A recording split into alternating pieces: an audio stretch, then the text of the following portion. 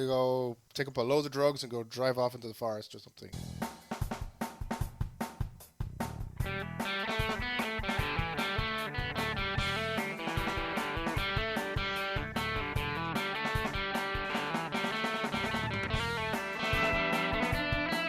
So hello and welcome to All Four Quarters, your one-stop shop for news, views and overreactions to all things NFL. This week we may live forever, but none of us will survive undefeated.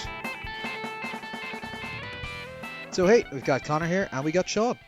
Hello. How are we getting on, Sean? How's all down in Cork?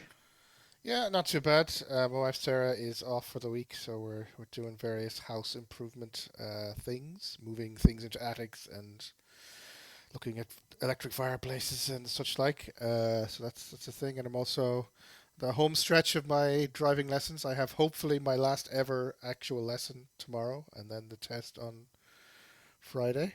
Where I have to remember to be super pedantic about absolutely everything that I do, which is the way to pass. Yeah, I don't know. Yeah, maybe the confidence is still there a little bit, but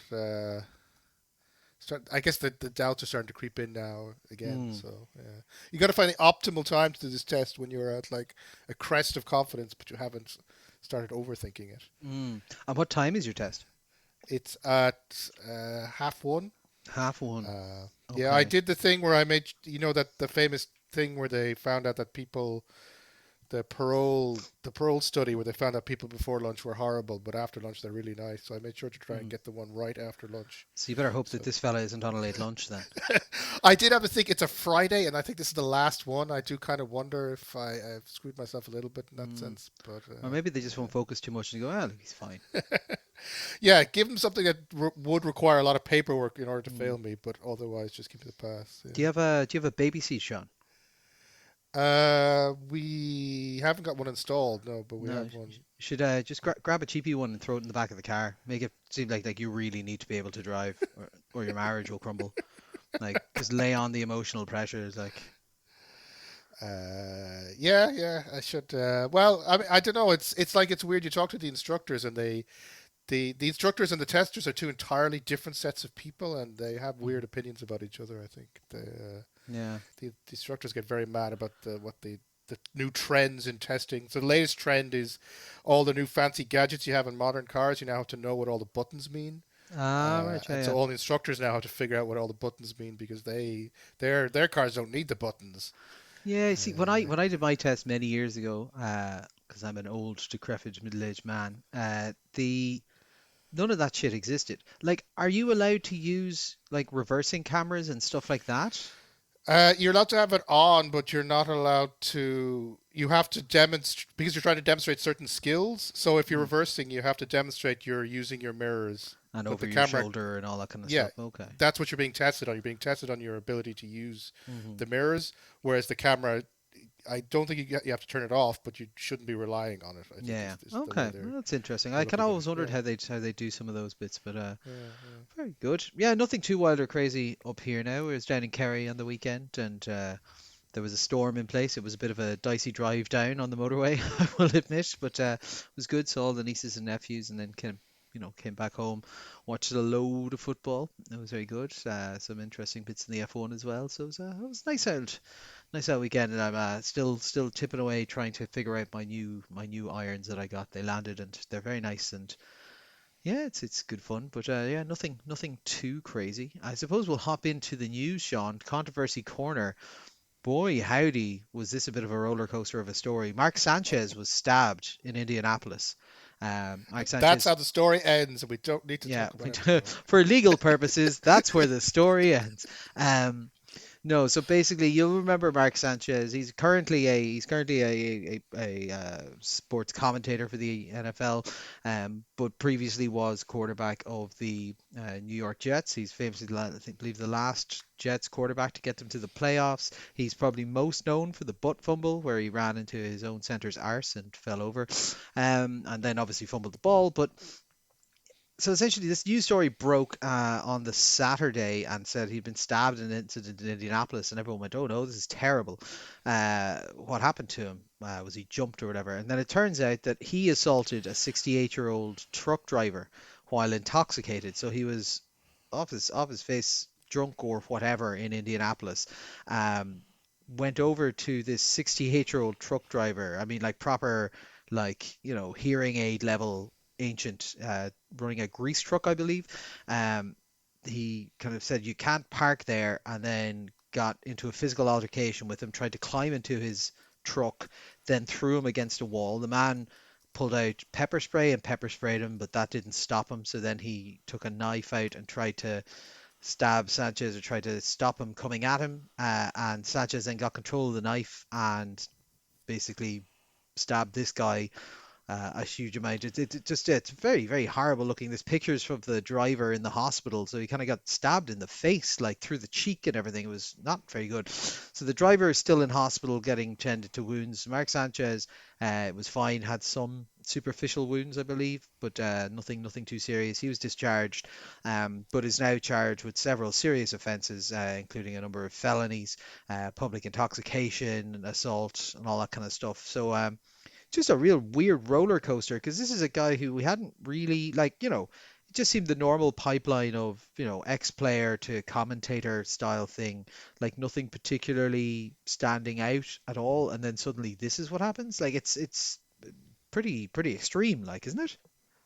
Yeah, I mean, there's no, at least to my knowledge or public knowledge, there's no kind of prehistory of him doing this kind of thing, and there's no reason to believe that his life has suddenly spiraled out of control, that something like this would happen. But yeah, it's a bizarre story that the more we heard about it, the more we're like, what the actual fuck is going on here? It was the fact that it started off as it looked like he was the guy who had been the victim, and then it became, and now he's being charged with like three misdemeanors for like battery and unlawful entry, and then it was like, actually prosecutors now decided he's committed a felony and could go to prison for 6 years. I was like, wow, this is an insane story. Yeah, I have no context for why Mark Sanchez decided to do this, or if this is a thing he has done before. It's just, yeah, he's the guy who butt fumbled. That's what he is. He's not a stabber guy. Surely that He's can't be not a the story. stabber guy. Have you ever considered criminal defense law, Sean? That'd be a great great defense. But yeah, so we'll tell you more about this when we hear about it. But yeah, like according to his own uh, report afterwards, Sanchez said he doesn't even remember getting into the thing, so he must have been off his face at the time. But of all the things, like to go, you can't park there in a side alley. Like just real passionate about like parking bylaws while off his face. Just a strange story altogether. Other bit of controversy corner as well. Houston linebacker Aziz Al-Shaair has been fined $17,000 for roughing the passer hit on Cam Ward in Week 4. It was quite a nasty looking hit, kind of flagged as being dangerous contact to the head or neck area. But the bit that was interesting is this has happened even though there was no flag thrown on the play when he was getting hit. Uh, we've talked a little bit more jokingly about how Cam Ward has had a tough intro to the league, and we will be talking about him in the game reviews. That's right, the Titans have made it into the game reviews this week, but thankfully Sean's going to take it, so I don't have to hurt myself. But yeah, like there's always talk about like some guys get all the calls and all kind of stuff, but like this was a pretty egregious looking hit, and like it's just baffling that the NFL knows enough to be able to look at it afterwards and say, look, that was this, and here's the fine. But then you've got your eye in the sky now, you've got your check judges, like you got to be catching this kind of stuff, particularly a league that has a history with so it's not even a history, an ongoing relationship with head traumas and so on. This is always a little bit worrying to see. It's good that they kind of called it out afterwards and righted the mistake to a certain extent, but how do you not catch Yeah. us on the field of play? Like we saw it, and it wasn't exactly a ticky tacky could go either way kind of call. Yeah, I think there's two aspects to the story. There is the first, the roughing the passer thing, and we've been and it's kind of been a narrative in recent NFL seasons that the roughing the passer calls are getting softer and softer. And I think there was a recent one where a guy just basically sacked a quarterback and got a roughing the passer because the tackle was slightly at a strange angle, or whatever. So for it to be a thing that is being called so often, and yet this, and he smacked him on the head, like he pretty much. you're not supposed to target a player's head at all. And very clearly in the video, you can see out here taking a shot at Cam Ward's head. I mean, the fact that it wasn't called at all on the play is just bizarre, given the way the roughing the passer call is going. So that's part A, and part B is that Al Shahir, he seems to have a bit of a history of this. Looking into this, he was suspended for 3 games last year for taking a shot at Trevor Lawrence. He was he was fined twice for dangerous hits last year, and this is his first one from this year. So, I mean, he's starting to get a bit of a reputation as the guy who does these kinds of things. But yeah, consistency in terms of ref calls, especially if you're going to have a thing where the roughing the passer penalty exists and you're going to have a very high bar for or a very low bar, I guess, for what constitutes a roughing the passer hit, then you have to call all of them, and not the ones that the poor rookie quarterback who's only doing his best on a terrible team has to stand up for. So yeah, it's just a bit of a strange situation that this happens, no flag is called, and then the fine is given afterwards to a guy who's got a reputation for doing these things. So it's Yeah, just consistency. I think is the NFL needs to find a way to be more consistent about these kinds of things. yeah, and like not to continue to rag on the coaching in Houston, but like you'd also imagine that if you have a more established head coach, if you have a Bill Belichick and Andy Reid, even a Nick Sirianni in there, like he's going to be getting in the face of the refs, calling it out, shouting it, kind of going like, look, keep an eye on this, what's happening, and like I'm not saying that necessarily like this could just be a failing entirely just on the reffing staff, but like you shouldn't have to have a super vocal coach on the sidelines giving them shit to be able to get calls like this correct. And yeah, the NFL just needs to, as you say, make sure they're being consistent in all this kind of stuff. Let's look at some transactions, Sean. There's not a lot of transactions, Sean. The New York Giants have signed running back Khalil Herbert because they've just Wow. sent Braylon Allen to IR and need some running back assistance in that room. Khalil Herbert, you will all know because at some point around week 7 of every fantasy season for the last 5 years, you've picked him up in desperate hope and then been bitterly disappointed. But yeah, look, they don't need a huge amount out of him. They've got Brees Hall as the lead back there. He's a serviceable backup slash change of pace guy for whenever you need to give your main guy a bit of a breather. So I think this just makes sense. I'm kind of surprised he wasn't just sitting on someone else's roster. He was on the Seahawks practice squad for up until this point. So he was signed, I think, about 2 weeks ago onto the Seahawks practice squad and hadn't Okay, broken through and to the main squad, okay, and then yeah. the Jets signed him off it. Yeah. Yeah, and so just for anyone who's kind of newer to the sport and doesn't know, the way this works is teams have their main squad. They also have a practice squad full of additional players who kind of train with the team, quite often act as scout teams. So, they'll have them play the style of offense that the team they're going to play against will play, just so they can practice against that style of offense. So if you have a running quarterback, you have them play a lot more of a running quarterback style and so on. But the people who are on the practice squad, if another team wants to sign them to an active roster, the team who has them on the practice squad get the option to sign them to their active roster, or they have to let them go. So they can't just hold on to players on the practice squad. And obviously, Khalil Herbert gets a chance of being a starter instead of a practice squad guy, gets more money for this and so on. So he's going to jump at the chance anyway. But yeah, just that's how the practice squad works for anyone who doesn't know. So you'll often hear of players, particularly some of the Irish players, getting signed onto practice squads, and a lot of the international players for development. So that's kind of a way to train up additional players. The problem being if someone gets too good and sits there, another team is going to come in and just offer them a job. So that's why you can't just stash everyone on down there. Hi there, Connor here. Just to drop in, I shouldn't have joked about it. It turns out that there was another signing just after we finished recording. So Joe Flacco is on his way to the Cincinnati Bengals. They traded a fifth round pick in the 2026 draft for Joe Flacco and a 2026 sixth round pick, so one round upgrade, and Joe Flacco heading over to the Bengals. So obviously this has implications for the potential for Shador Sanders to possibly see the field if Dylan Gabriel was to slow down. It means that Joe Flacco gets to add a third AFC North team to his resume, and probably indicates that we will be seeing a swap in quarterback there. But as that happened afterwards, I thought I'd just drop in and let you know. We had a couple of injuries this week. we'll just talk about two in particular. Big season ender, Indianapolis kicker Spencer Schrader is out for the season. He's torn both his MCL and his ACL in his kicking leg. Ouch. Uh, Not good, particularly given you're in a specialized position that is entirely dependent on said leg. I wish him all the best in recovery, but this may be the end of Spencer Schrader. Yeah, it's unfortunate. I mean, the scale of the injury is part of the what makes it so horrible.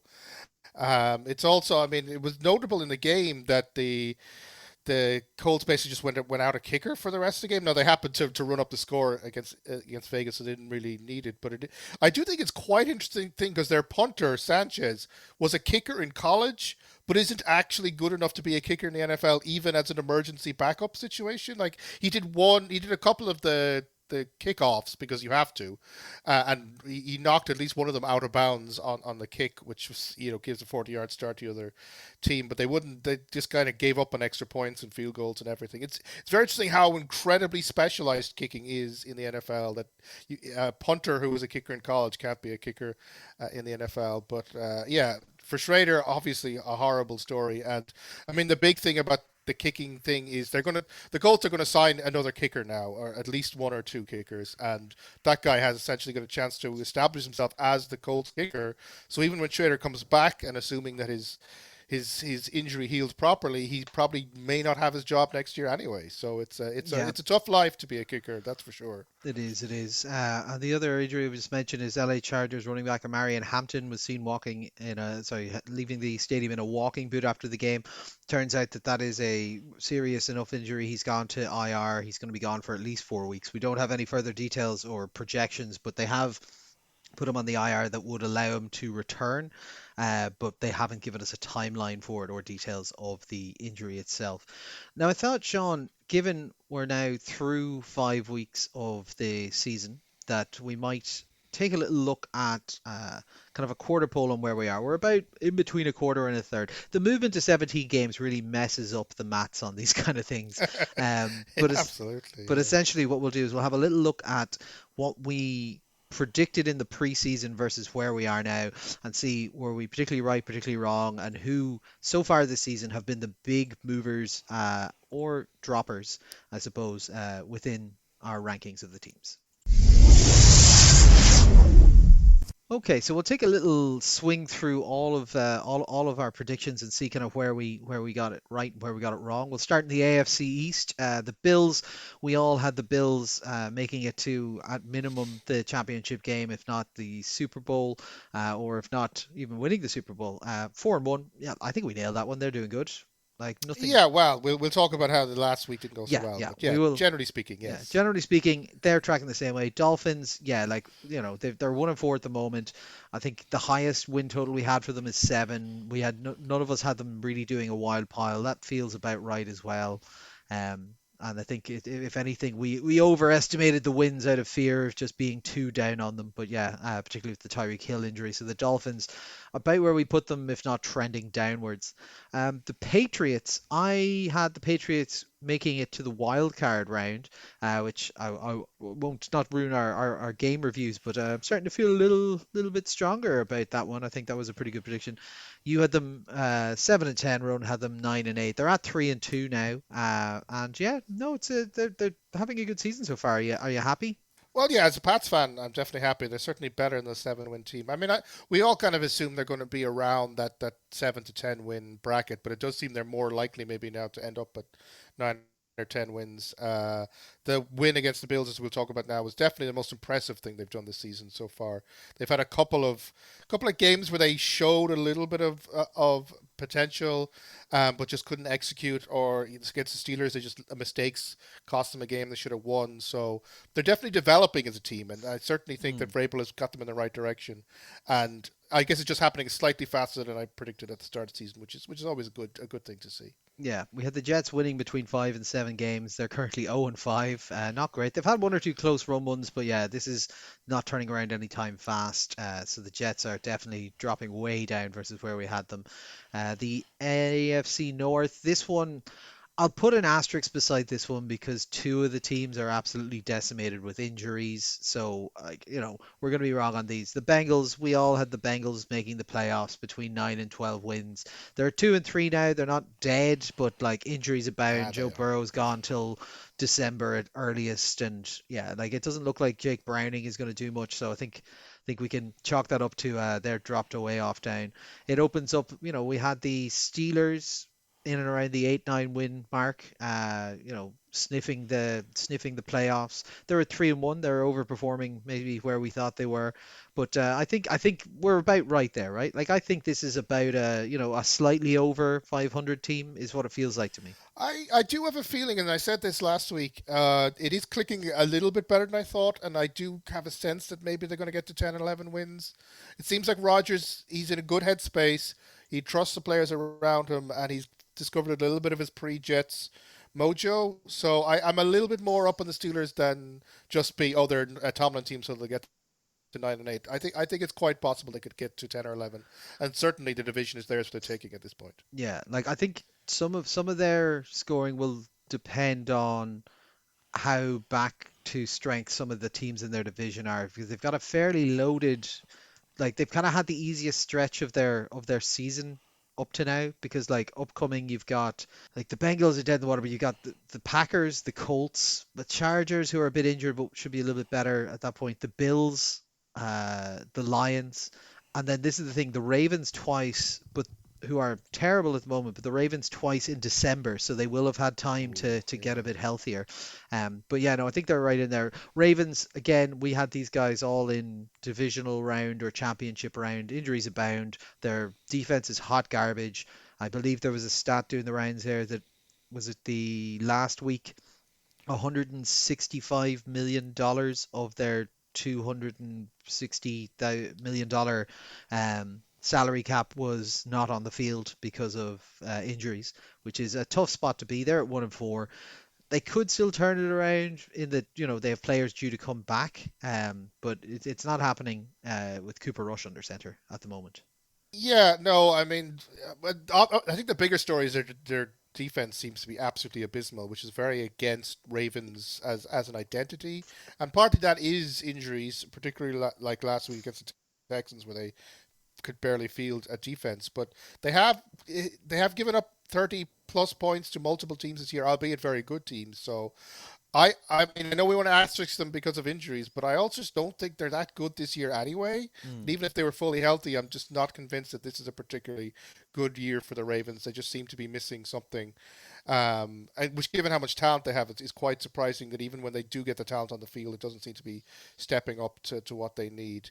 I would be a Ravens fan as a Raven, if I was a Ravens fan, which I'm not, if I was a Ravens fan, I would be a little bit worried, even despite the injuries. This team is not where it needs to be. Yeah, and then we got the Browns. We kind of had them 6 wins to 4 wins. They're at 1-4. They're ticking up. Their defense is better than we thought it would even be.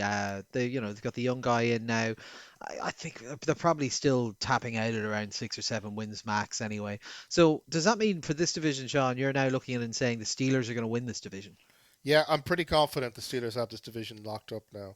Okay. Even if we can rely on the Bengals to be good in December, and we can rely on the Ravens to turn it around a little bit, and even if we rely on the Steelers have a tougher schedule ahead, I think they just have enough. They're going to build up enough of a gap between them and the other ones that it doesn't really matter if the other teams get better down the stretch. So no, I'm up on the Steelers. I definitely Mm. am. I'd say I'm not there yet now. I still think the Ravens are going to be able to get there. Ooh. I think yeah, particularly looking at like what they've got coming up on the schedule, they've got the big swing for me is if they're healthy in December, they get the Steelers twice, so that's essentially I think a 4 game swing if they can do that. But yeah, we'll see. AFC South, overall better than we were expecting going into the season, I A think. lot better. Yeah, Yeah. Texans. You guys had them making the wild card. I had them missing out in the wild card. They're 2-3. That feels about right. I don't think we'll talk about it in the game. I'm not sure you can take a huge amount out of that game against the Ravens. The Jags are definitely overperforming. I did have the Jags getting into the wild card, which is actually incorrect. Oh, sorry, no, I had them winning the division and going out in the wild card round. But we all had them at 7-10. They're at 4-1, which means they're massively overperforming at the moment. They're quite an exciting team. We'll be talking about them later. Colts, this is just being chalked up in a big loss column for all of us. We had them between 4 and 6 wins. We had no belief in this project at Mm. all. 4-1, absolutely tearing the arse off it. And Titans, yeah. We'll talk about the Titans in the game reviews, but I think the Yeah, highest we they're have. not. I have them to get 7 wins. They're not going to get Yeah, seven I had them to wins. get 6 wins. Outside possibility, but like not really. I think Ronan's going to be on the money with his 3-14 call for this team. But look, they look better this week a little bit. But yeah, this is the division we were most wrong about. Yeah, no, they're just a lot better. The Jags, the Colts, obviously the high headline are just they're actually good when they should be terrible, and the Jags sneaky good. I'm not 100% bought on them yet, but they're Hmm. sneaky good. Titans are garbage, obviously, and Texans, as with you, I'm not quite sure where they are as a team yet, Yeah. especially offensively. But definitely this division, we were worried about if a team would break 500, and it looks like two of them will be quite comfortably Yeah, getting over no, I think 500 this year. I had this division being won by a 7-win team in the preseason. So yeah, well done AFC South. You proved me wrong. Now Titans, get your shit together. AFC West, Broncos. We had between 9-8 and 10-7. They're 3-2. That's tracking about right, and we had them in the wild card hunt. Chargers at 3-2. We had them between 8 and 9 and 11 and 6. We thought there was a bit more variance in there. I think that's probably still very accurate, particularly given how the last 2 weeks have gone for them. The Raiders, we have between 5 wins and 8 wins. They're at 1-4. It's just not clicking at the moment, so I think that's going to be on the lower side than what we thought. And the Chiefs, we all had them making the playoffs, had them going as far as the Super Bowl in some cases. Currently at 2-3. Uh, Sorry, Ronan, your prediction, they're not going to win out. He had them at 14-3, but I do think maybe 11-6, where you're at, Sean, is possible. But yeah, they have just a brutal front, like the front half of the season is just all of their toughest games essentially. So yeah, we'll see. Yeah, you've been talking about their schedule as the biggest problem, and I think maybe we underestimated, and particularly Ronan underestimated just how difficult that schedule is because we are seeing they just not getting a let up. They're just having to play good teams every single week almost. It feels Yeah. like, and that's just a tough grind for any team. Well, that's what I mean. Because if we look at who they've played, they had the Eagles, the Ravens, the Jags. They've got the Lions, Commanders, Bills up ahead of them. But then, and the Colts as well, who are now going to be a good team.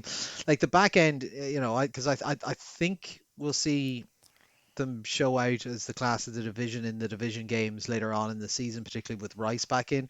So if we go from like the end of the schedule backwards, we've got the Raiders, Broncos, Titans, Chargers, Texans, Cowboys. So that's a 5 game stretch that I could easily see them be 4-1 in that stretch. Colts, Broncos, Bills, Commanders, Raiders, bit tougher, like but still, as of that Raiders game onwards, you'll have Rice back, and we'll see. I think their offense has certainly looked a little bit better the last 2 weeks, and we'll talk about their in the reviews. But I'm still sticking with them to win this division. I do think we'll probably see a wild card. I think it might be the Broncos coming out of this, which I think is what I had beforehand. But yeah, like I think we're relatively close on this. I think just the Chiefs' start of the season has been a lot slower than we were expecting. Yeah, and I guess I'm the one who was most up on Pete Carroll turning the Raiders around, but it turns out they're just the Raiders, so Yeah, nothing to be done about it. Yeah. yeah. Tom Brady just can't get anything right. Over to the NFC. Let's go to well, everyone's favorite, the NFC East. We had the Commanders winning between 10 and 11 games. We were quite close on that one. 3-2. Yeah, they're trending in the right direction. You'd like to see Terry McLaurin get back. The Cowboys, we had either 9-8 or 10-7 for them. That was obviously pre-Micah trade. They're tracking exactly that direction at 2-2-1 at the moment. The Giants, we had them going we had them going between 2 and 4 wins. They're at 1-4 right now. I think we're fairly on the money with that. One surprise for us is they've put in Jackson Dart earlier than we expected. We kind of thought, given their schedule, they'd hold off on that a little bit longer. But like, I would say with Jackson Dart in there, he looks a little bit more dynamic, albeit he's making some rookie mistakes. I think they maybe outperform our predictions. Not by much, I think maybe, but I think they could get to being maybe a 6-win team, something like that. Like I Yeah, think that's my feeling that they're mm. going to be about a 6-win team Now under Dart the way I things are going. Yeah. I think there's an uptick. I think there's a chance of being a 6-win team. I also simultaneously and not necessarily as a separate path think that they might fire their head coach mid-season. Oh yeah, it kind of feels a little bit like the Dayball thing. He's just not adding much anymore. And certainly, if they think he's underutilizing Dart, the upper management might make a move just to try and keep the kid happy and move them forward as an entity. Because it certainly feels like they had their one good season under Dayball, but that's a long time ago now. And this team has been garbage effectively for quite a while. And I just can't see it turning around. So I can absolutely see them pulling the plug on that. But I think raw talent, this team has shown a little bit more than we thought that they had, especially on the offensive side. Yeah, no, no, very much so. And the Eagles, we had them winning between 12 and 14 games and getting to NFC Championship or in one case Super Bowl. They're at 4-1. That seems to be tracking just about right. Like they're, I think they're fragile. Yeah, I yeah. don't think they're, I don't think they're a, as Ronan has a Super Bowl winner. Like unless they do what they did last year and they kind of turn a corner in week 12 and just kind of start to look unstoppable. They they feel like a team that shouldn't be 4-1 based on their play so far, but are just finding ways to win, which is what they said about the Chiefs last year as well. And like, yeah, it just I haven't seen the I haven't seen the spark that makes me go, yeah, these guys are as formidable as they were last year, you know? Yeah, I'm as I've said it a few times already. I'm really getting real 2023 vibes off the Eagles that they're winning games, but the vibes are all wrong, and you just kind of feel like the wheels are going to come off at some point. And that loss to the Broncos, which we'll talk about, it's a bad loss given where they were in that game, and how comfortable they should have been. Yeah. Yeah, And there's reports out there that Jalen Hurts, AJ Brown, and Saquon Barkley had a big long positive conversation today that lasted a couple of hours, and they're all kind of getting themselves back on the same page and getting happy. It is not the sign of a Super Bowl winning team if at 4-1 you're having to have multiple hour-long conversations between your stars to try and stop ructions in that locker room. It doesn't feel like it's going to gel up at the moment, but we'll see. NFC North, we had the Lions winning between 11 and 13 games and Super Bowl slash NFC Championship level. They're at 4-1 and they're looking every bit of that. The Bears, we kind of went between 6 wins to 8 wins. They're at 2-2 at the moment. I think they're tracking about the right way for that. The Packers, we were between 9 and 11 wins, with them two of us have saying they were going to make the playoffs. They're at 2-1-1. They're probably tracking around the level we thought they were. They're not, the first. If you'd asked us this after 2 weeks, we would have been like, oh, we way underestimated this. They could be a 14-win team. I think actually, yeah, no, like maybe 12 wins is the ceiling on this team at the moment. yeah, Um, yeah. we'll see. And the Vikings, we had them between 7 to 11 wins. Two of us had them making the playoffs. They're at 3-2. They're managing around their quarterback situation. Obviously, Wentz is in there at the moment. JJ didn't actually look all that good when he was in previously. So, with the Vikings, I think one, it's probably going to underperform the upper end of this. I'm not sure it's an 11-win team unless everything starts clicking really well when JJ comes back. But like, I don't think we can. I'm struggling to properly assess this team at the moment Yeah, because yeah. No, I'm the same. I'm like between 7 and 11 wins. Each of those scenarios feels plausible at this point to me. They they, yeah. they could. They got a really good defense and defensive coach going on, but the offense just feels unpredictable and not in a good way. They're grinding out the wins though, so yeah, hmm I don't know. They'll end up somewhere in the middle there between 7, 8, 9, 10 Yeah. wins. So they're still 11 maybe a tiny bit of a stretch, but they'll certainly be in that area. Yeah. so they're probably still in the hunt for a wild card, is what we're talking Yeah. about there. Yeah. So it's a good division. There's three teams really hunting wild cards in this one. Uh, it's like I'd say the Lions are the presumed favorite in this division, even though they have the loss to the Packers already. But then the Packers and the Vikings are also up there as well. So we'll see. The AFC South next, Bucks had them between 7 and 9 wins. They're at 4-1 and they're rolling. I'll pull my hands up. I was the lower end of that, and I was wrong. I didn't. think that they had done enough in the off season. I didn't think running it back was good, and I was right. Running it back wasn't enough. They just happened to find a superstar and a Buka and so on. So they're doing very well, tracking to outperform our predictions. Like I think we did have them winning the division for the most part, but yeah, they're looking far more dominant than that. The Bears, we had between 6 and 8. Oh, sorry, the Falcons, we had between 6 and 9 wins. I had them making a wild card berth. Um, yeah, like they're 2-2. They are. uh, It seems to be it wasn't a Kirk Cousins thing. It's just a Falcons thing that they play a good game followed by a terrible game. Very hard to place. I think around 500 is what we're looking at here. The problem is that might not be enough to get a wild card at this stage with the Bucks running away with the division. So we'll have to see. The Panthers, we had between 6 and 8 wins. They're at 2 and 3. We'll talk about them a little bit later on. But like, yeah, kind of some signs of life this week. But overall, I'm not Yeah, sure. I no. think the ceiling is still the ceiling on this, right?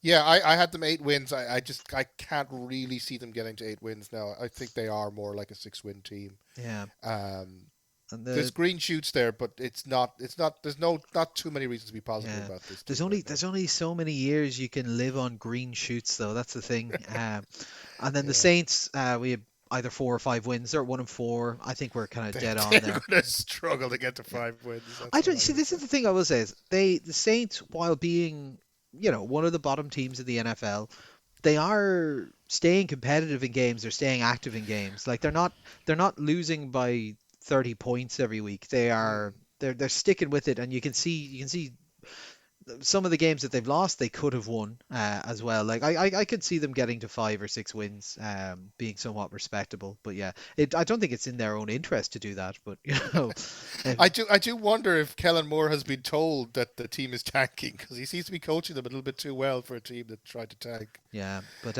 overall, yeah, I think the Bucks are more solidly the class of this division than we maybe thought coming into it, and maybe have a higher ceiling than we thought. But yeah, and then finally the AFC or sorry the NFC West, 49ers.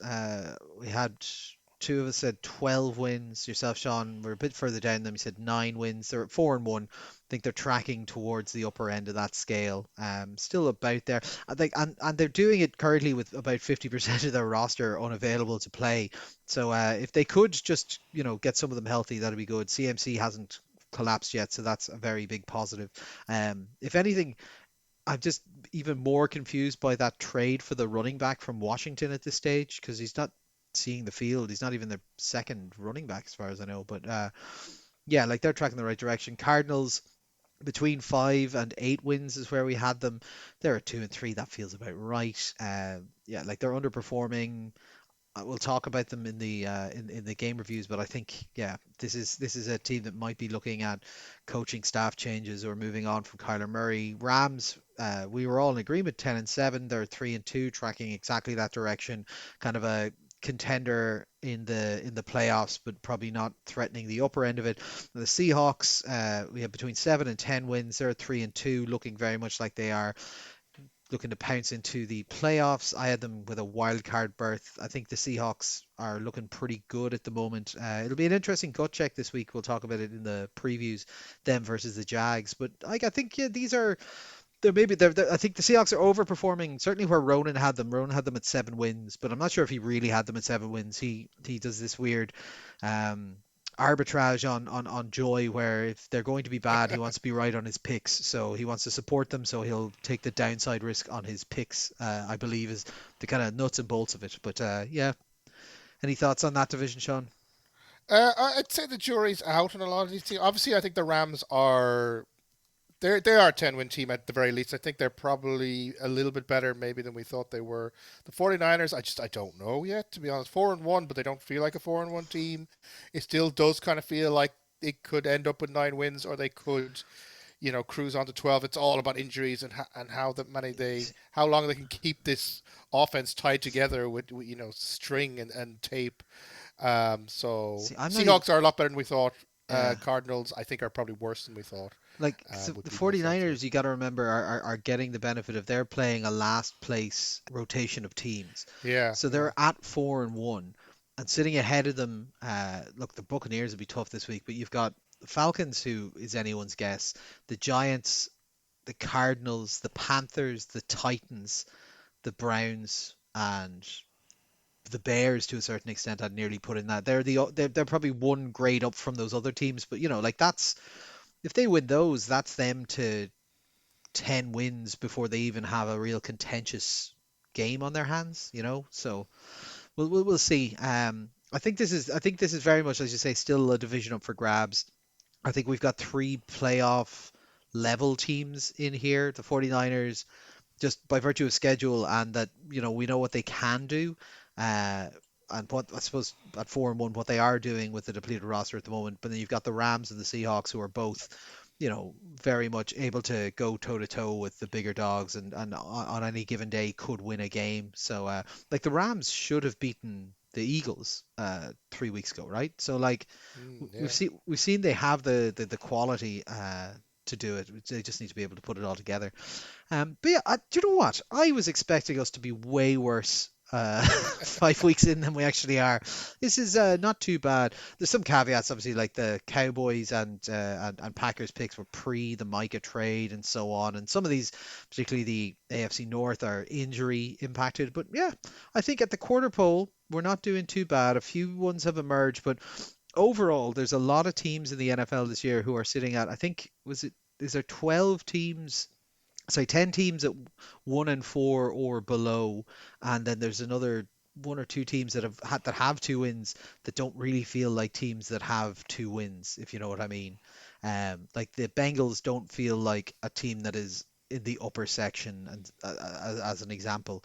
So, and the Panthers as well, I suppose. So there's still a lot to play for. It does mean, I wonder, does this mean that we'll have a higher or a lower number to try and get a wild card berth? I think it'll depend on the next couple of weeks. But if we keep seeing this like entire class of 12 teams sitting below, surely that'll pump up everything in the middle and make it a race. I don't think we're seeing a situation like we've seen a couple of times where one conference is getting a lot more wins than the other. I Hmm. think a lot of the problems in the past has been the AFC teams tended to beat NFC teams, which made getting a wild card spot in the AFC was really difficult, but getting one in the NFC was not so difficult. I think it's more balanced looking at it now. Hmm. This year, there's no standout bad division. There's no division you can go and go, oh God, what an awful place. I mean, the weakest division is probably the AFC North, but in talent, they're Yeah. probably one of the strongest divisions out there. So yeah, it's definitely more parity than we're maybe used to at this stage. Yeah, yeah. So very exciting. We'll probably check back in once we're past the halfway, maybe around week 10 or week 12, and kind of see how we're feeling at that stage. But for now, let's go and have a look at some of the games from last week. So first up, Sean, in what I think was somewhat of a shock, but we talked about it that it was possible and it was trending in that way. New England travel up to Buffalo and get the win 23-20. How do you feel? Have you slept since? Have you spoken to your doctor because it's been there for more than 4 hours? Yeah, it's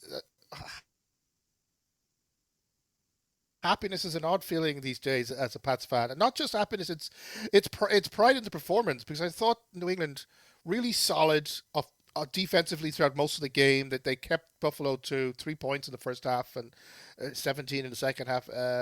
But then offensively, when they needed to get things done, they did it. It's like we can talk about this game as being a result of Buffalo not turning up or the errors. They had 3 turnovers, 2 fumbles, and an interception. They had 90 yards of penalties. It just wasn't clicking at all, especially on the offensive side. People talked about Buffalo's defense being the problem, but this offensive performance was easily their worst of the season. But that doesn't tell the whole story. I think talking about Buffalo being bad isn't the reason the Pats won this game. They won the game because they deserved to win it. They played well. They got the drives down the field when they needed to. They got the points when they needed to. Drake May was composed under pressure. 22 out of 30, 273 yards. Stephon Diggs had a proper revenge game. We've overdone the revenge game narrative these days, Yeah, it but it has this become a this bit was of an a actual revenge game where he yeah. was enjoying getting 146 yards and 10 catches. And you could could definitely see on the field he was really up for this. He wanted to show the Bills that he was still the guy. So yeah, for the Pats, really good. I thought the defense is definitely stepping up. Christian Gonzalez had a lot of big plays at the very end of the game as well, kind of showing how valuable he is to the secondary. So the Pats, it's been a dicey season. The performance against the Raiders was poor. The game against the Steelers was very error strewn. They barely beat the Dolphins, and you thought, oh, this season's going to take a very long. It's going to be a long slog of a season. But this is the first game I was like, the Vrabel project actually has an awful lot of upside, and you can see the players advancing game on game. So as a Pats fan, I'm very happy. Bills fans, I know I've spoken to one about this, and he is not happy at all about this performance. Allen had moments. 253 yards passing, 2 touchdowns, 52 yards rushing. He did have an interception. He was decent, but he just didn't have that explosiveness that we're used to him. There was an awful lot of reliance on Dalton Kincaid, which is not necessarily a good sign that your tight end is the guy who's getting involved all the time. I just felt that the offense was misfiring repeatedly. The penalties were a real killer. An awful lot I think the bulk of these penalties for the Bills happened on the offensive side of the ball. And every time they were getting somewhere, they would make a mistake. There would be a fumble or there would be an interception or whatever. It just never really clicked into gear. And that moment in games when Josh Allen kind of takes the game over just didn't happen this time. You give credit to the Pats defense for not letting that happen, but also just not what this team needed in this kind of situation. So the Buffalo a little bit more back to earth, a little bit more grounded about what this team's. They still got the same old weaknesses that we've seen from this Bills team throughout the entire Josh Allen era. They're just capable of losing games sometimes. But so Buffalo, the question marks are back. Pat's just a little bit spicy, and I want to see if they can build on this because consistency is where it's really going to be the challenge with these guys. But definitely, you can see what Vrabel is building, and you can definitely see it working now. And it's just a matter of making that happen from week on week basis. Yeah, this ended Buffalo's 14-game home winning streak. They only needed one more to tie their franchise record, but you couldn't let them have it, could you?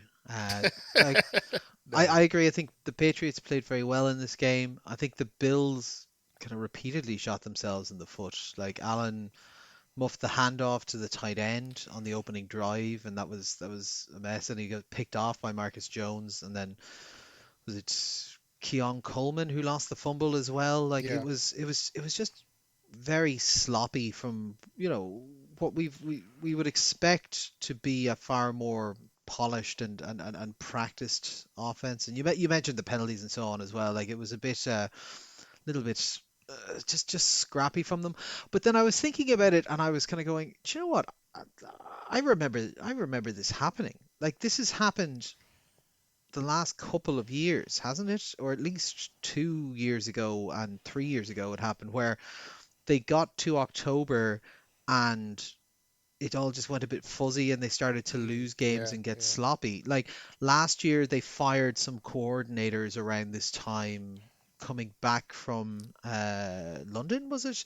And then the year beforehand, they did the exact same thing. There seems to just be something where it gets a little bit stale and then they have to go away and think about it and then come back to it. But yeah, it's just an odd one. And like this is not a game that got out of hand or out of touch, like there was always just about one score in it. There was one point in the fourth quarter when you were up by 10, but it was only for about 4 or 5 minutes, which surprised me because you look at their attempt to try and keep it balanced. They went 31 passes, 29 runs. Uh, but you guys did a good job. You kept the run average down at 4 yards a carry or 4.1 yards a carry, and some of that skewed by Josh Allen because he's much higher. But like James Cook, who looked unstoppable last week, was held to under 3.5 a pop on 15 carries. Like that's what you need if you think you've got what they appear to have, which is a solid, relatively safe, if not kind of blowing your socks off, Drake May, a good rotation of running backs that you can pound the rock whenever you're in short yardage. 2 of your touchdowns came from Ramondre Stevenson. Nice to see that they didn't kind of get scared of him because of the fumble. That because this is was that his third fumble this year or something like that. Like Yeah, I it think kind so. of Yeah. bit sloppy, but they still have trusted him, particularly in the short yardage situation. Like if you can play good defense, stop the run, you've got some playmakers on the back end, like you said, Gonzalez being back, and then you've kind of got reliable ability to move the ball and kick a couple of field goals and keep yourselves in it. Like realistically, that's enough to start pushing up towards wildcard territory, particularly in that division, where you'll get to feast on, the likes of Miami and so on and the Jets. But I think this is very exciting for New England. This shows that you can go at it. I think the only concern is this that you can go up to Buffalo and beat Buffalo, or is this come on Buffalo every October you do this, get your shit together, like, stop skipping class and going to the pub, go to class kind of thing, there's the exams in 2 months. So we'll see. I am starting to get quite worried. We talked about Buffalo's defense previous weeks. I am starting to get quite worried that Buffalo, there might be a cap on what they can do this year if they can't sort out some of those problems. But yeah, good win, good win. Always fun to get one over on the divisional rival. Next up, Tampa Bay at Seattle, 38-35. This is a very exciting game. Baker was nearly flawless in this game, 29 of 33, 379 yards and 2 touchdowns. We had just a big shootout where both teams forgot how to play defense. There was 720 passing yards combined between the two teams. Abuka continues to just like skyrocket up as a superstar. He had 163 yards and a touchdown in this game. The other side, Darnold, 28 of 34 for 341 yards and 4 touchdowns. Like that is probably the best we've seen him play so far this year. It's as good as any performance he had last year anyway. And he was doing good until obviously the tipped interception to Levante David. Let the guys kind of go and win it with a walk-off 39-yard field goal. The Bucks, they're 4-1. None of their wins are more than 3 points. I believe all of their wins, they moved into the winning position within the last minute of the game. So they are playing by the seat of their pants, but they are getting close to it. Seattle, look, this is encouraging. I think they played really well. I think they would have liked to have gotten the win, but this was as good as this Tampa Bay team has played. I'm concerned about what happened to this defense. This defense have been playing incredibly well, and it's not like the offense coming from Tampa Bay is something very strange or unusual. Like this is, yes, they've got some good top end talent at wide receiver and so on, but they're not showing you a lot of strange looks. They're not running out of unusual like player personnel setups or anything like that. So you would think that they should be able to do a better job against it. And look, there's a degree to which they shot themselves in the foot. We had the fumble as well in the second quarter that allowed Tampa Bay to get up 13-0, and then they pulled themselves back out of that, going touchdown, touchdown, touchdown, touchdown, touchdown. Like they were good. It just kind of felt like at the start of it they were not at the races. Like you take out the fumble and you take out the missed field goal, and Seattle are ahead in this game. But how their defense couldn't slow them down at all is just a little bit worrying. They seem to focus in on stopping the rushing attack, and they did that. But let's be honest, right? This team doesn't have a rushing attack really to speak of. It's not doing a huge amount. Like Rashad White, their lead rusher, was averaging less than 3 yards a carry in this game. No one was averaging over 3 yards a carry. Baker Mayfield is the only one who got up to the vaulted position of below par in terms of rushing.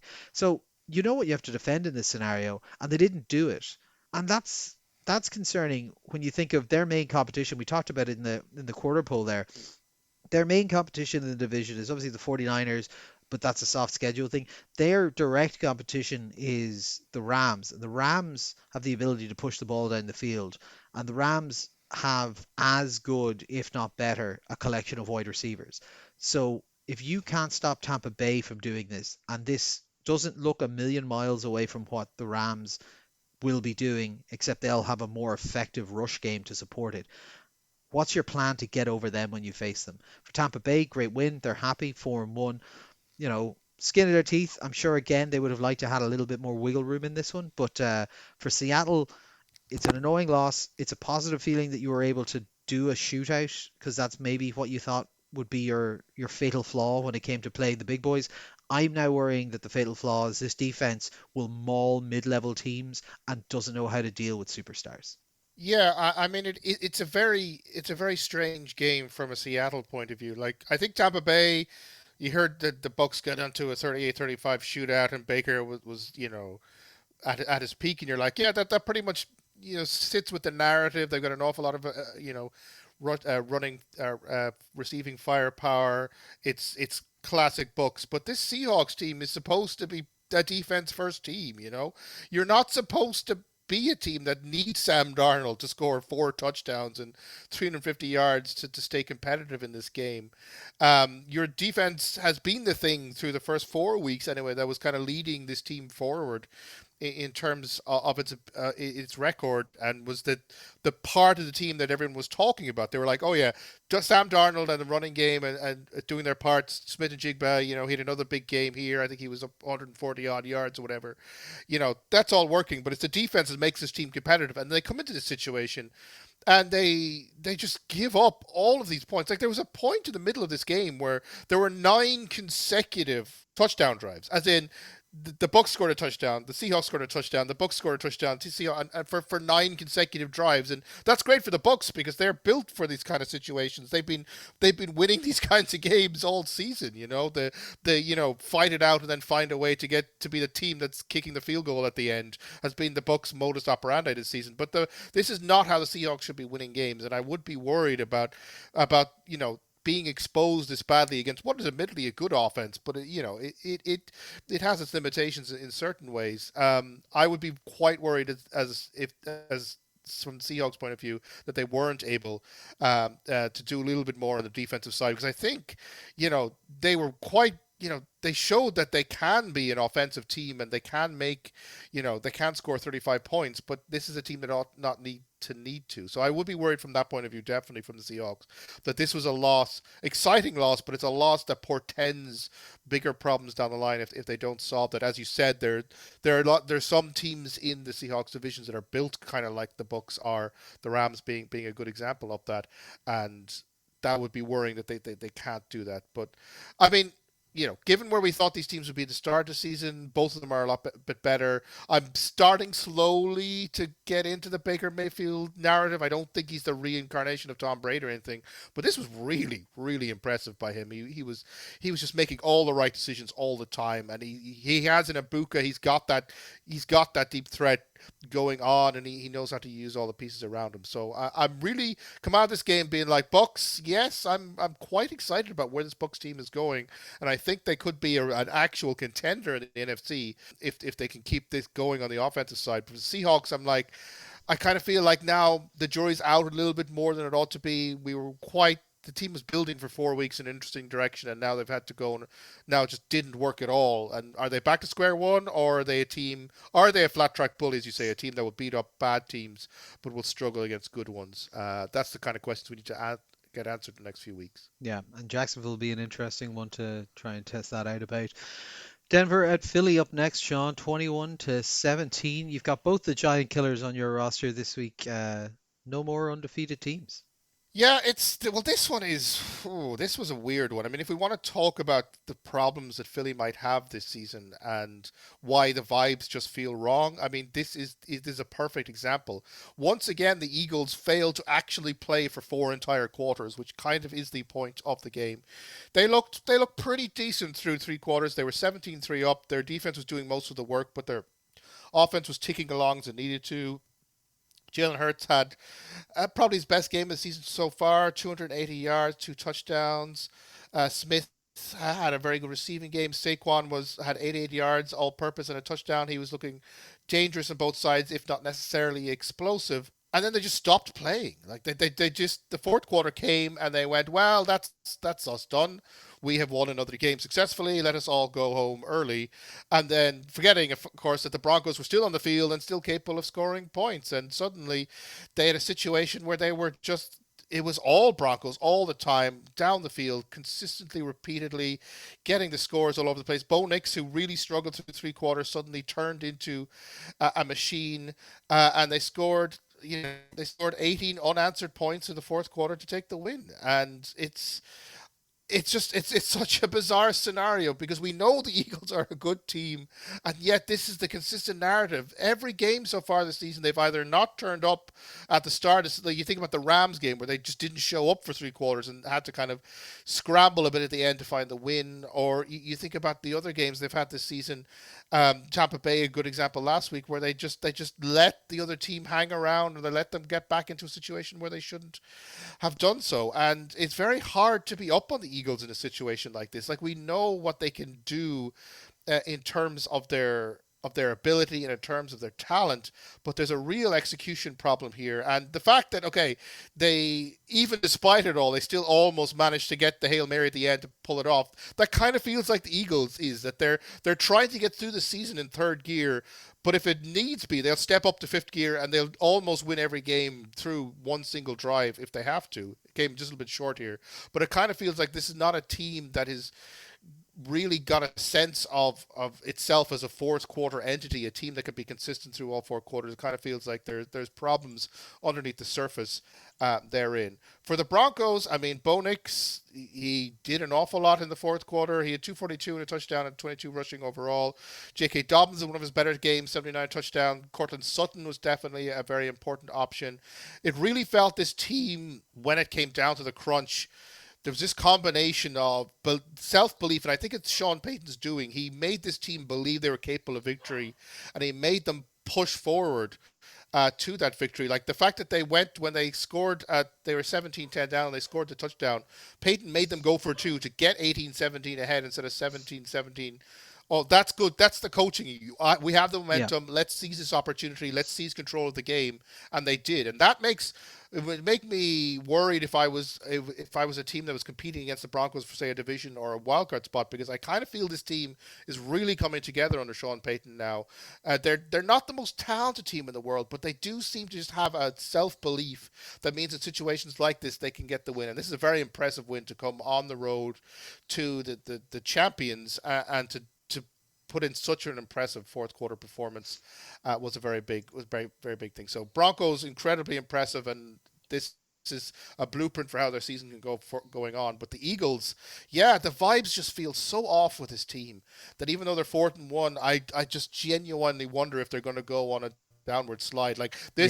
this is kind of what happened 2 years ago. Once they lost a game, the whole thing fell apart very quickly, and you would one worry if it's happened this early, that they've lost a game this early this season, that the whole thing could become, by week 9 or week 10, this thing could be an absolute mess. Yeah. Like I've talked beforehand about how I don't really rate Sirianni as a coach, which is not, it sounds funny me sitting on my chair here in Dublin while this guy's got a Super Bowl ring, but like, I don't think he actually really knows what he's doing, and this game is a kind of a perfect example of that to me, because they a criticism of them maybe early on in the season was that they weren't passing at all, they were just rushing, right? And then his wide receivers get pissy with him about it, and they get their game or whatever, and then you have a game like this, which on the face of it, if you just look at the box score, they should absolutely be winning this game, right? They don't have any turnovers. They have 55 yards of penalties, where the other guys have 121 yards of penalties. Like the Broncos were scrappy in this game, right? And then you look at the position that you get yourself into. You are at the start of the second half. You are up 17-3. You're handling it. It's all going fine. What what would a normal person do if you're in a spot where the other team is shooting themselves in the foot, and all you need to do is just tip away? You've got a superstar running back in Saquon Barkley, and he had 6 carries in this game. 6 carries. How are you ahead in a two-score game and you're not running the ball? Their run pass balance, it's almost like he just read some tweets that were sent to him and said, "Well, I'll show them. I'll pass more." 38 pass attempts to 11 rushes, 1 to 4. Like that is utterly, utterly ridiculous. And it's not like they were in spots where they were chasing points, or had to pass to get it going. Like, the middle of the second quarter, this is how it goes punt, touchdown, punt, punt, punt, punt, punt, punt, end of half, right? None of these drives are going anywhere. The passing isn't actually going particularly successfully for them. So why aren't you running the ball? You come into the second half, you go, okay, we're going to score an opening score touchdown. That's going to get it to 17-3. Okay, we should probably, we should be good here. Two scores, punt after 5 plays, I think four of which are passes, only one of them is a run. Punt after 3 plays, where you have three incomplete passes, no runs at all. Punt after 3 plays, where you have no runs at all.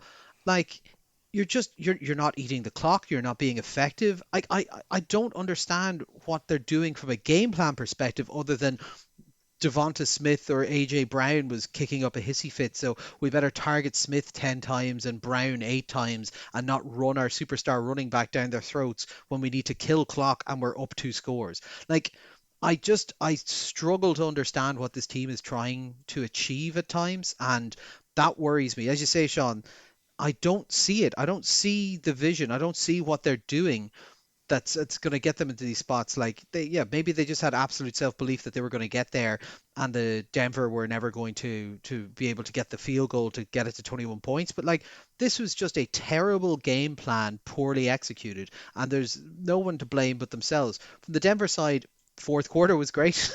Their defense played very well. They got 6 sacks in this game. Like, 6 sacks again. Why aren't you running the goddamn ball? If they're sacking your quarterback 6 times, why are you running? Like, why are you taking 38 dropbacks?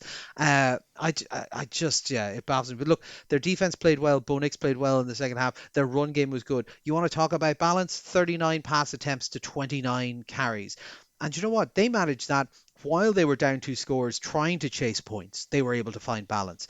Like, I'm really, really starting to think this Philly team might be might be one that's going to collapse very, very soon unless they figure out an identity, because I don't think they really have one at the moment. For Denver, great win. I called it in the picks last week. I said I just got a feeling this defense will go in and keep themselves close enough for Bo Nix to be able to find it, because I think Philly has a soft underbelly. It's not the hard fought scary dudes that they were 2 years ago, a year ago, whatever. Like, yeah, for Denver, great win.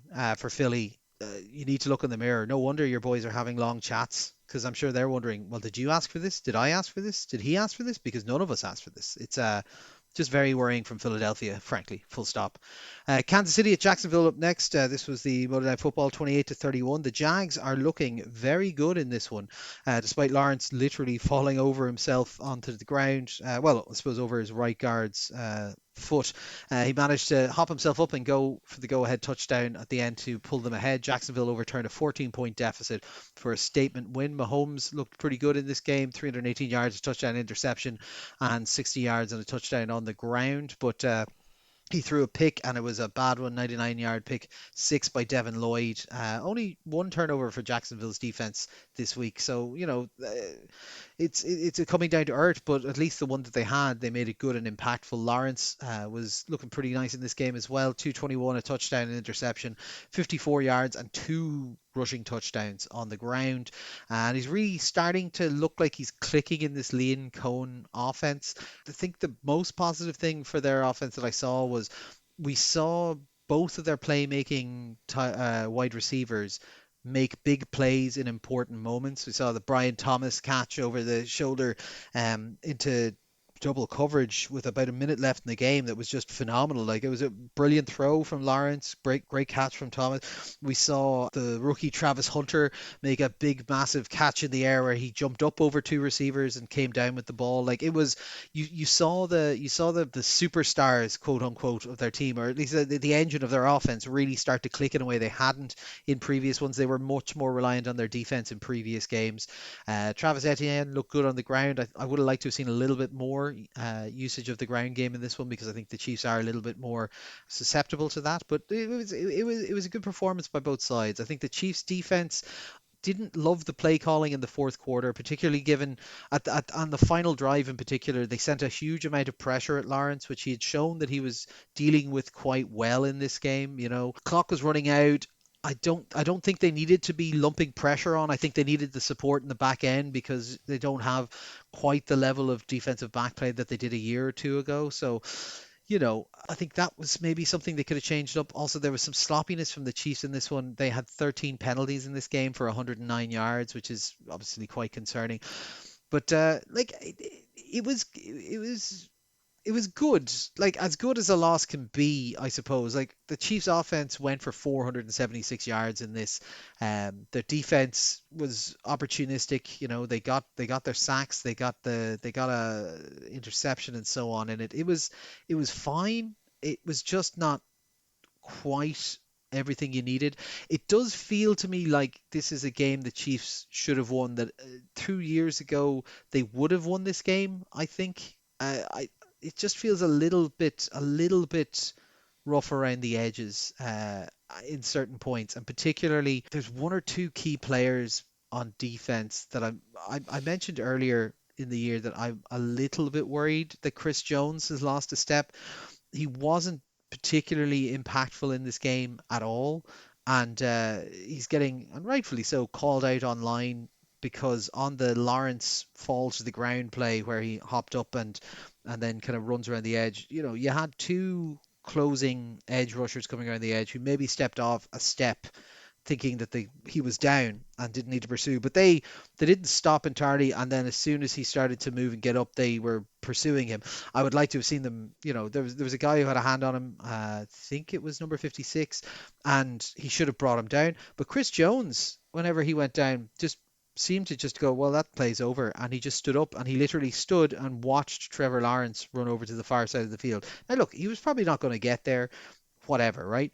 In that kind of scenario with 15 seconds left in the game, you don't sit and watch. You hustle to the ball. And I would wonder if there's maybe a bit of spark gone out of him, or maybe he's just kind of, he's used to getting to the playoffs and isn't going 100% at the moment, but that would be concerning for me in the longer term. Overall, two good performances. Jacksonville show themselves to be real quality. The Chiefs are thankful they got the win against the Ravens because it means they're at 2-3 instead of 1-4. But yeah, it's uphill sledding for the Chiefs at the moment. They're just waiting for Rice to get back, but the offense looks good. They just need to kind of, it's just small tweaks, I think, small tweaks. Yeah, I mean the Chiefs. It's obviously not. They've had obviously a very tough start to the season and a heavy schedule, and but this feels like the loss that they're going to be least happy about because this is the one you really should be winning. I mean, we know the Jags are better than we thought they would, but you'd feel the Chiefs ought to be capable of beating a team of the Jags' quality, and they just couldn't. They just couldn't seem to put them away, and they kept allowing the Jags to kind of hang around and get the momentum. The 99-yard pick six, I think, really once the Jags got ahead in this game, you kind of got a sense they kind of felt, oh my God, we could actually win this game. And what's new about this Liam Cohen Jags as opposed to previous iterations is they went, yeah, let's actually try and win the game as opposed to, shit the bed as a result of the possibility of it. So, I mean, the Trevor Lawrence thing, I mean, it's weird. He comes into the NFL as like, he's the cool guy with the long hair and he's going to be iconic, and he's just not that guy at all. He's a decent game manager, and he's making better situational decisions than he used to, and you start to feel that maybe is his strength, but he's just not a cool guy at all. Like I loved they did an interview where he talked about the final scramble where he tripped over himself before coming in. A very good joke on Reddit was he took that he scored that touchdown like a gazelle, like a newborn gazelle, just straight out of the womb. Yeah. I have seen him compared to the. Have you ever played that game Quap, where different keys control different limbs? Anyway, in the interview, he was asked how he felt during that final play, and he said it was panic, sheer panic. And I think that's who Trevor Lawrence is. He's not a guy who's going to look particularly good, but he's starting to be a guy who can win games, and that's obviously a very big thing for the Jags. So I mean, it was a game where either team could have won. One of those kind of high variance where a few plays determine the outcome, and you're on it 100 times, and both teams are going to win about 50 games each. But I mean, the Jags get the win. I think this is going to feel very good for them. And it is slowly starting to feel like it's coming together. The defense is definitely of a standard. It looked maybe not as quite as good a performance as we would have expected them again in this situation, but they're definitely a team that can compete defensively against the best teams. And the offense feels like it's starting to figure out what it is. And if they keep that up, they got a very good chance of being a playoff team that no one necessarily wants to play, and that's a much better place than they could be. It kind of feels like the Jags team that was developing 2 years ago or the team that Jack should have developed into 2 or 3 years ago. It kind of feels like that team is developing Yeah. now. No, no, very much so. And finally, because we promised, in a scenario like this, they have to get into the game reviews, Sean. Tennessee at Arizona, the game that I said last week, no one wants to watch, and they don't. But interesting things happened. 22 to 21. Yeah, there are games that you can overanalyze to death, and then there are games you can sit back and just laugh. I mean, I genuinely, there are certain NFL franchises. Obviously, the Chargers and the Bengals come to mind as teams that just cannot get out of their own way, and will always charger it up or bungle it up or whatever. It Browns kind of as feels well, like yeah. the Cardinals are one of those teams, and they just remind us in this game that they are a team that's capable of just completely melting down and blowing. Like there are like 4 or 5 different ways that the Cardinals should have won this game, and they fell short. They were on the verge at one point of going 28-6 up midway through the fourth quarter, and yet the Demercado, the running back, decides to do the celebration thing where you make the classic mistake of dropping the ball before you actually cross the goal line, and so it goes back for a touchback. So they've blown that first opportunity. They're still 21-6 up. They've thrown away the chance to ice the game, but they're still 2 touchdowns up against the worst team in the league. Surely they can't blow it from here. And then Taylor Demerson picks off Cam Ward. You think, oh, that's it. That's the end of it then. Only for him to fumble the interception and allow the Titans in the scramble to sneak a touchdown. And that sets it up to finally set up Cam Ward to start to look actually pretty not decent. I mean, his 265 and interception, the numbers aren't fantastic for the game as a whole, but if you just focus in on the fourth quarter, he was 13 of 18 Mm. for 193 yards to lead the comeback. A very nice throw to Ridley, I think it was near the end, to set up the field goal and to give the Titans the win. Just improbable. One of those one in a thousand kind of wins. It's just like, how did the Titans win this game? But more accurately, how do the Cardinals lose this game? I mean, there is some analysis you can go. I mean, Kyler was 23 or 31 and 220. He looked good in stretches, but the team was scoreless after halftime. Um, uh, Albeit one, they really should have scored at least one touchdown that they just kind of decided not to score. And the Cardinals now lost 3 straight to walk off field goals, which has never happened in the NFL before, but does show a team that is either very unlucky or doesn't know how to close out games. And I think if anything we come out of this game, it's just like, man, Cardinals got a card. This was up there with embarrassing, hilarious losses in NFL history. This was right up there. Oh God, yeah. No, it was like particularly just watching was it interception that they fumbled back into their own end zone, or was it Yeah. a fumble that they fumbled into their own No, it end was zone? interception that was Yeah, fumbled. interception that was fumbled. Yeah, just like just look at it going. Well, there's only one way they could fuck this up, and it's incredibly improbable, and then it happens. Like it was, yeah, it was remarkable, astonishing stuff. Like it's worth just going to watch the highlights of it to see those things. For Tennessee, yeah, like you said, focus in on the fourth quarter of this game where the kind of the gloves came off a little bit and they just kind of let him tear around and do what he wants. Cam Ward is talented. Like you can see in that fourth quarter why he was a first overall pick. You could see the throws. You mentioned that throw to Ridley. Like it was great to see. Like it was exciting and engaging, and it'll give the fans some hope. The only downside is now it may delay the getting rid of of the coaching staff, which is a problem for them. But like they're a dumb team. There's not a huge amount to say. You could just record as saying Cam Ward is really good. There's not much of a team around him, and the coaching staff is not putting him in the best place to succeed. And we could just play that on repeat, presumably for almost every game from this point to the end of the year, unless they change that coaching staff. Like they're undermanned at wide receiver. Ridley had a monster game, but like they're undermanned there. They still had mistakes. Tony Pollard lost a fumble in this game. Like they're hoping probably Tajay Spears got reactivated. He only had 4 carries in this game, but like he looked okay, and I think he was always designed to be the number 2 behind Pollard, but I think they always wanted to do kind of a 50-50 split. And I think Spears should be quite useful to them. And kind of help them out a bit. He offers something a little bit different than Pollard, who's a little bit older and not quite maybe as flexible. So that like there's growth possibilities for Tennessee. I just thought it was only fair. I kind of gave some analysis of them, Sean, as it is going to be the only time they're going to be in the game reviews this year. And yeah, Yeah. Arizona. Like this is a signing your P45 as a coaching staff level kind of loss. Like you did everything within your power to lose this game. It was horrendous, and you should feel bad about yourselves. There's no sugarcoating it. Just feel bad about yourselves. All right. Now, as we always say, all games are important, just some are less important. So we'll fly through those in the jump off. San Francisco at LA Rams, 26-23. A tense back and forth that went to overtime, but a poorly designed run play ends it on downs. Mac Jones, 33 of 49 for 2 touchdowns. Targets Bourne, he had 10 catches for 142 yards, and McCaffrey obviously was the engine of that offense as well. 139 yards combined in this game. Stafford had very similar numbers to Jones in this. Like this was quite a close game, but 2 fumbles, one from Stafford, one from Kyron, as well as the interception that they got was kind of the difference in this one. Big boost for San Fran being able to win the game with half their players missing. But yeah, like tense back and forth. The Rams will think that they should have done more. They were a little bit sloppy in that one. Vegas, Indianapolis, 6-40. Stop. They're already dead. There's very little to take away from this game. Gino looked washed. He had 2 interceptions. There's probably 2 more that should have been picked off.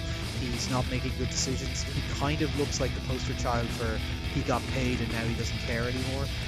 Now, you can say, look, both their tight ends were out, so they're missing some guys. Genty still looked good. He had over 100 all-purpose yards in this, but like the Colts were inevitable. It was just relentless. They punted, then they went on 6 straight touchdown drives, and then they punted again, and that was really all she wrote. Very good deep passing game in this one. They were not taking anything underneath. They were just saying, we're going for the skies. You boys can't stop us. I was quite impressed in particular that they were just like, I trust the protection enough that Max Crosby isn't going to concern me too much in this. Yeah, Taylor looked good in this, although the yards per carry were down. I think that's kind of, the Raiders have some defensive line. They don't have much in the back end. But yeah, so Taylor had 3 touchdowns in this game still. It was a massacre. Giants at New Orleans, 14-26. This was quite an upset, I think. New Orleans managed this very easily. Dart looked mistake prone in this one. He had 2 interceptions and a fumble. The fumble is god awful. Go look it up if you want to see it. He wasn't even touched. He just was going on a rollout and dropped the ball out of his hands. Scadaboo and Slayton also had some fumbles in this game. New York just couldn't get out of their own way, and we're never really at the races. Like, if you want to say one strength of this Giants team is meant to be its pass rush, they had no sacks in this game against fucking New Orleans, who don't really have a roster. Rattler looked efficient in this game. Tyson Hill got in for a little bit of fun. Shaheed went over 100 yards, and there was 2 interceptions for Kool-Aid McKinstry. Oh yeah! So that was quite fun. Dallas at the Jets, 37-22. Lipstick on a pig. This was 30-6 in the 4th quarter. The Jets got a few little bits at the end to kind of make it look a little bit better. Dak had 4 touchdowns, looked relentless. Williams 135 yards and a touchdown in the game. Ryan Fauntleroy had 114 yards for the air. Now, Sean, did you know who Ryan Flournoy was? No, I'd never heard of him either. He's a 2024 6th rounder that they had. Turns out he's the next CD Lamb.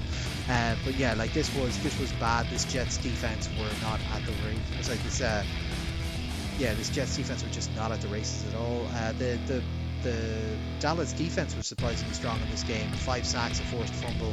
Audrey missed a PAT, which is a little bit surprising. Fields did like fantasy football work in the 4th quarter, as I said. Like, kind of made it look a little bit nicer, but it was grim till then. They scored a field goal on the opening drive and a field goal to close the 3rd quarter. Like, that was everything up until the 4th quarter for them. You'd wonder at, no wins at this stage. The Jets, I know he's a first-year coach. I know he hasn't got his quarterback. I know that they're probably not going to get rid of him, but like, you got to imagine it's getting really, really difficult to kind of have meetings with ownership in that building whenever it's going this poorly, this quickly. Detroit at Cincinnati, 34-24. Sorry, 37-24. Cincinnati come back, but it's not really enough. It was 28-3 in the fourth quarter. Alarm bells go off, and all Falcons fans out there's heads when you hear 28-3. But they get it to 35-24. Touchdowns, Chase twice and one to Higgins. But they had 3 interceptions. There was absolutely no ground game. Like, it was just, they weren't really in this game at all, even though they had that little mini comeback. I will say this performance might get Browning a stay of execution. The Lions looked on easy street. They didn't really have to put themselves to too much stress. Gibbs didn't do much in this game. That's not a bad game for him, still 80 yards and a touchdown. But like a calm, easy, fun game for Detroit with a little bit of spice at the end. They got to relax. Cincinnati, just continue to wash them. Although it doesn't look like Browning is going anywhere. Washington, the Chargers, 27-10. Chargers pull out to a 10-point lead as Daniels looks a little bit shaky at the start of this game, but kicks into gear following a Quentin Johnson fumble and rattle off 27 unanswered points to put this one away. Daniels was 230 yards with a touchdown and 40 on the ground. Leads on Crosby Merritt in the rush game, 101 yards and 2 touchdowns rushing. And Debo was his top receiver, 8 catches for 96 yards and a touchdown. The defense clamped down on this embattled LA Chargers line. They got 4 sacks and an interception. Herbert looked very poor in this game, 166 yards, a touchdown and an INT. And the run game was completely stuffed. Hampton, we mentioned, has gone to IR. That's another injury for them. But he was in this game until late in this game, and they still hadn't got the running game going. It was just this Chargers team really looks to be falling to pieces at the moment. Minnesota at Cleveland, 21-17. So close. The Browns were up 17-14 with 3 minutes left, but fear wins out. They don't trust the rookie, so they decide to go for 3 runs in a row for -1 yards, only burning 22 seconds off the clock, and give the ball back to Minnesota, who proceed to do an 80-yard, 10-play, 2-minute 40 drive that tops off with an Addison touchdown to win it all. Gabriel looked green in this game. He had his mistakes, but he definitely did feel like an upgrade to me. At quarterback, 19-33, he had 190 yards and 2 touchdowns. Judkins really got the running game going with 110 yards. Njoku was his big target in the pass game. He caught 6 for 67 and a touchdown. They're really not getting production out of their wide receivers. Now, I'm not sure if that's a reflection of Gabriel's quarterbacks. I know he does not meant to have the strongest arm, but like Jerry Jeudy, who's meant to be their WRO, was targeted 5 times, only caught 2 of them and only got 15 yards. So I think they're going to need to work out what's going on there if they really want to get there. Wentz was serviceable, 236 yards and a touchdown. He knows what to do, that is throw the ball to Justin Jefferson and let him do things. He went for 7 for 123. There's a sloppy game from them though, 2 fumbles. They hold on and attack at the end, and they kind of get there. I suppose, like you said, they're squeaking by in these games. The Browns get a good loss, I suppose. Like, they did look competitive in this game. But as you said, they just need to be getting to 20 points. Like, just put one more score on the board and you've got a good chance in this one. And don't run it 3 times and only take 20 seconds off the clock whenever, you've got a chance to lead a drive to suck the clock away. Next up, Miami at Carolina, 24-27. Now this was another absolute collapse when we were talking about Arizona earlier. Miami had it sewn up. It was 17-0 late in the second quarter, and then let them all come back in as Rico Dowdle became the king of Carolina. 206 yards and a touchdown and 28 yards through the air. He was 5 yards off, I think, holding the franchise record for the most rushing yards in a single game for them. And this guy has kind of been languishing. He's on the roster, but they haven't really been giving him touches now. I'd say this might be more a reflection of Miami's defense than it is on Rico Dowdle secretly being the greatest running back in the NFL, but we'll see. The rushing totals in this game kind of say it all. 239 yards for Carolina to 19 yards for Miami.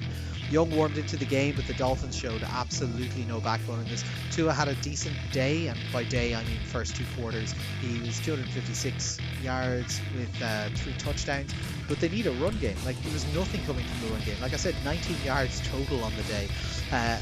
You look at everything about this game and you wonder, how did Miami not win it? They were up 17-0. They had a +2 turnover differential and they still lost. They had 10 drives that had 6 punts in it and six drives that went less than 20 yards total. They nearly got there after the punt, but penalty for Jones on a PI ends the game. So it was just it was sloppy. Like, they had a chance to come back at the end, and just didn't happen for them. Miami continues to ramp up the heat underneath the arse of their coach. And finally, Houston at Baltimore, 44-10. What's to say about this one, really? Baltimore are basically just a get-right team for everyone else at the moment. There was no contest at all in this. It was 34-3 late in the third quarter. CJ Stroud had time throughout and was able to put them up like 23 of 27. He only had 4 incomplete passes, went for 244 yards, 4 touchdowns. Rush on the other side, a 3 interception game, 179 yards. It was brutal. It's obviously, the history here, it's a bit of a revenge game for the playoffs last year. Houston got absolutely massacred by Baltimore 34-10, so they wanted to make sure that they did the same, if not worse to them. Injured Baltimore are just limping towards their bye week. They have one more game, I think, and then it's their bye. Whereas the Texans, they have some tougher questions ahead of them. They got Seattle 49ers, Denver, and Jacksonville coming up. So Houston look good. I don't know if you can take anything from that because of Baltimore they were playing, and Baltimore are currently a tire fire with Cooper Rush under centre. But we'll see. Good win for them. Baltimore just desperate to get to that bye week and move on. So will we. We'll move on to have a look at the games for next week. So first up, Sean, Thursday Night Football. Philadelphia Eagles taking on the New York Jets. Tell us about this one. Well, it's a hard one to know exactly where to think about the Eagles. As we talked about, their season has been going on paper pretty well. They were 4 wins until last week, but the vibes have been completely off. They can't seem to get the run and pass game balance quite right, and you'd be worried about them down the stretch now. But this week they're playing the Giants, so maybe you don't need to worry about them too much. The Giants, as we've talked about, are a little bit more talented and show a little bit more spark than we expected that they would when we started the season. Jackson Dart has definitely given them a new edge, and as I've said before, I have a lot of time for Scatterbo, the running back. He's one of these guys who works his ass off, you can tell, and he gives them more yards than that feels like he's earned. But you think about this game and you're like, surely the Eagles have enough talent. Surely the Eagles have enough about them on both sides of the ball to beat a team like the Giants. Now, it's a divisional battle, so they will know each other, and maybe the Giants have a little bit of something to ask questions of the Eagles. But we're going for Philly across the board, and I kind of feel that even though it feels like we're maybe only 2 or 3 weeks away from the Eagles season collapsing, it still feels at this point they're probably a better team than the Giants, and you'd expect them to get the win. Probably not as comfortable as you might expect them to, but certainly they should have enough to beat them, surely. Yeah, you'd imagine so. London game next, Denver at the Jets. Oh, Jesus Christ, poor London people. We got for Denver across the board in this one. Look, the Jets are not good. We discussed them there. They're careening towards one of their worst seasons ever. You gotta have a whiteboard up and just kind of go, right. We gotta win at least 3 games, right? Because Adam Gase had a 2-game season one time, and that's what you gotta be. You gotta be better than Adam Gase. Not the world's highest bar. It's not coming here though. Look, this Denver team, their defense is very, very good. Their offense is starting to click. We saw them take on far tougher competition and succeed. I think the Jets, they're not going to be at the races in this one. I think the only question is, will their defense be able to travel? It's a London game, so defenses tend to win out a little bit more in those. So that's their only hope, is to like try and keep this to being a 12-9 slog. But I don't think they can do it for 4 quarters. Next up, the Rams at Baltimore, Sean. Get right game for the Rams? Yeah, well, I mean, they don't really need to get right. They're pretty decent. I think they're 3-2 now, and they probably should have beaten the 49ers, but they've shown certainly this season that they're definitely a team of playoff caliber, and at their best, they can probably beat anyone. Stafford seems to be back into his groove and has got another year in the tank, and their defense looks a little bit better than we thought it would. But yeah, it's very difficult to be optimistic about the Ravens in any way, shape, or form. The giving up 40 odd points to a not particularly fantastic Texans offense really shows you where this defense, like, they were in a bad place. I think they were not quite as good as anyone thought they would even to start the season. They were giving up 30, 40 points to teams like the Bills and the Lions, and then they suffered 3 pretty serious injuries on the defensive side, and now their defense is it's just a mess. Like Yeah. it's just the worst Ravens defense probably I've ever seen. Given the defense has always been a big part of the Ravens' identity. That's saying an awful lot. Lamar might be back, but even still, the offense, is I probably not just going I to be able just to do keep them enough. out, to be honest. If they've got a bye week next week and just like, yeah. Yeah, yeah, it's quite possible they will. They try and rebuild it from here. I mean, it's difficult to see this Baltimore defense doing much to stop Matt Stafford from just kind of running all over them, Yeah. a couple of hundred times. So you got to go for the Rams across the board and hope that Ravens look a little bit better when they come back for Week 7. Yeah. Yeah. Dallas and Carolina up next. We're going for Dallas across the board. Look, Dallas are a fun team to watch at the moment. Their defense looked better last week, but it might be a reflection of the competition. Their offense is very, very fun at the moment, and this is a Carolina team whose defense is slightly underperforming. Their offense showing some signs of life, so I think we should get some back and forth in this game, unless this pass rush change from last week is kind of bedding in a bit more permanently for Dallas. Particularly, look, Dallas have the ability to put up a lot of points. I'm not sure Bryce Young and this Carolina team do. I don't think they can rely on Rico Dowdle to, put up 200-300 yards on the ground every week. We'll see. I think they're due to have. They might have the other running back this week as well, so we might kind of get spelling them for fresh legs. But realistically, it's hard to look past Dallas in this one. Arizona at Indianapolis, Sean. We've gone for Indy across the board. Yeah, if you'd asked us probably in Week 1 to make a pick for this game, we probably said, yeah, probably the Cardinals will win this one because the Colts are garbage. But now it's just like, man, it's impossible to see a scenario in which the Colts don't win this game. I mean, you've got Daniel Jones has finally found his home, and that offense is really, really clicking into a high gear. They completely steamrolled the Ravens. Jonathan Taylor is back to his best. The defense looks pretty strong as well. And on the other side, you've got the Arizona Cardinals, who can't even win a game, even against the worst team in the league, when they're cruising 2 touchdowns up. I mean, it's very hard to back the Cardinals in the best of situations, but now I just don't trust them at all. And this Colts team have shown that they're for real, that they're a proper playoff team. So they should crush them. They really should put up some very nice numbers here. I would expect from Danny Dimes and his team. Yeah, Seattle at Jacksonville up next. Myself and yourself gone for Jacksonville. Ronan's gone for Seattle. He finally believes. Yeah, look, should be a very fun matchup. Both teams are on the up and up.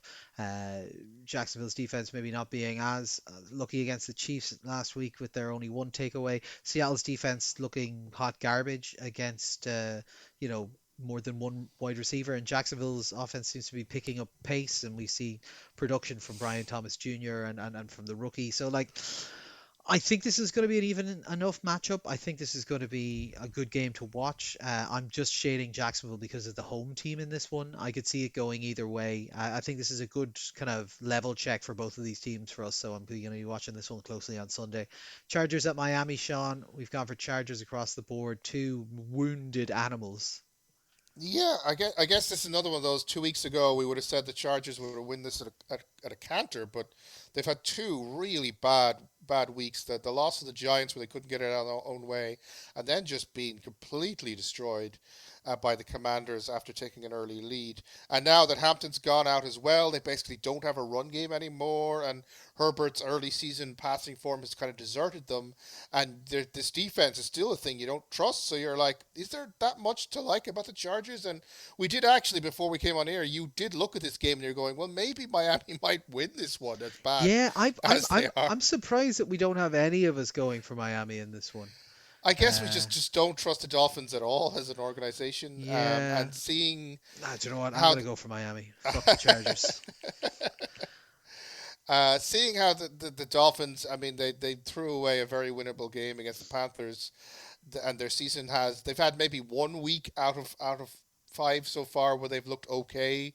I think maybe you just got to trust the Chargers have just a little bit more talent to go ahead. They'll also be traveling. It's another one of those cross Yeah. continent games that they didn't do too well last time they had to play in this time. So, but I just can't back the Dolphins. I just can't That's the thing. find a reason in my heart to support them. So I have to go for No, the Chargers. I'm with you, and that's why I was Chargers. I'm just going Miami now because fuck the Chargers. But also there, it just has that feeling of like Miami probably have 4 or 5 games circled where like, well, that one's a possibility. Like, so we'll give them a chance in this one. Cleveland and Pittsburgh up next. I've gone for Pittsburgh across the board. I was very close to taking the Browns in this one. I think the Browns defense are going to give them fits. I think this is going to be a low scoring game. I think Pittsburgh's defense is experienced but a little bit slower. So Dylan Gabriel might get tricked by a few things, but it also means that he should be able to kind of move around a little bit and extend plays if needs be. The reason I've decided to go for Pittsburgh is they are coming off a bye, whereas Cleveland are coming off a flight from London. And I think that will probably prove to be the big difference in this one. And they're at home. So we'll go for Pittsburgh in this one. This will probably more of one for the purists, I would imagine, if Cleveland's defense have their way. New England at New Orleans yet next, Sean. We've gone for New England across the board.